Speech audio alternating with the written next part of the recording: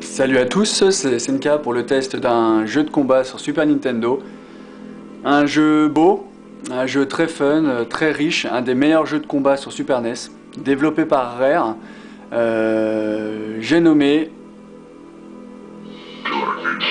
Killer Instinct sur Super NES, un des meilleurs jeux de combat disponibles sur la console avec Mortal Kombat Trilogy et à mon avis Super Street Fighter 2. Je vais juste faire une petite manip dans les options. Vous allez comprendre pourquoi tout à l'heure. Voilà, c'est chose faite, vous comprendrez. Maintenant, on va choisir le perso, donc on va arriver à la barrière de sélection. Donc là, vous avez le ninja, le boxeur inspiré de Balrog de Street Fighter. Vous avez Spinal, le squelette, Thunder l'Iroquois, Glacius l'extraterrestre, Fulgor le robot, Cinder l'homme torche, Sabrewolf le loup-garou et Orchid, ma petite préférée, que je vais prendre pour le test your game. Donc vous voyez un petit peu le tableau à la Mortal Kombat un peu, avec un très bel écran de versus.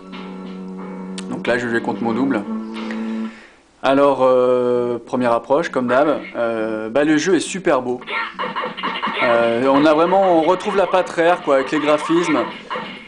Et bon, comme vous pouvez le voir à l'instant, la particularité de Killer Instinct, c'est la richesse des combos. On pouvait enchaîner les combos en les travaillant un petit peu. On pouvait faire de très beaux enchaînements que l'adversaire ne pouvait pas éviter, à part faire ce qu'on appelle un combo breaker, qu'on pouvait placer uniquement en maîtrisant le jeu. Donc le jeu était très riche, bien plus riche vraiment qu'un Mortal Kombat, et à mon sens qu'un Street Fighter. Alors, je vais essayer de finir le round en faisant ce qu'on appelle le must.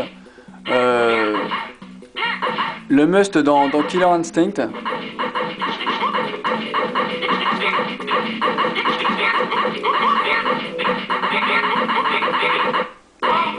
Et voilà, donc l'ultra combo. Et en plus, on est au bord d'un précipice, donc vous allez voir comme elle va se scratcher, la méchante dame. Voilà, donc le must dans Killer Instinct, c'était de finir son adversaire par un ultra combo. C'est pour ça que j'avais changé un petit peu les touches, parce que je suis habitué à faire ça dans un certain ordre, et sinon j'aurais galéré pour le faire autrement. Donc vraiment, Killer Instinct est un jeu très riche, qui est très beau. Vraiment, on sent la patte Rare avec Donkey Kong Country, avec des musiques très travaillées. Je sais pas si on écoutez la musique un petit peu.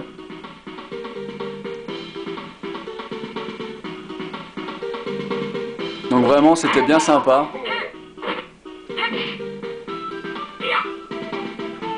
Donc vraiment, non, c'était vraiment très beau. La bande sonore très travaillée comme d'habitude pour Rare, comme d'habitude chez Rare pour la Super NES. Donc vraiment, encore une fois, avec ce jeu, Rare a contribué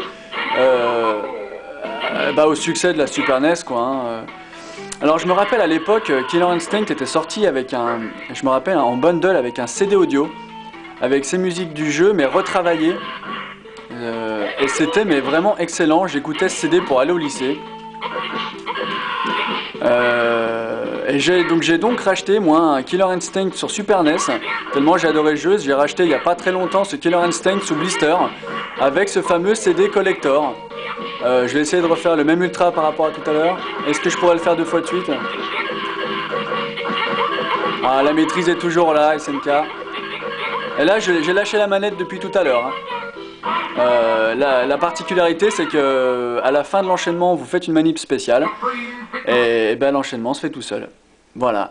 Écoutez, c'était SNK pour le test de Killer Instinct sur Super NES. Un jeu à essayer absolument. Ciao.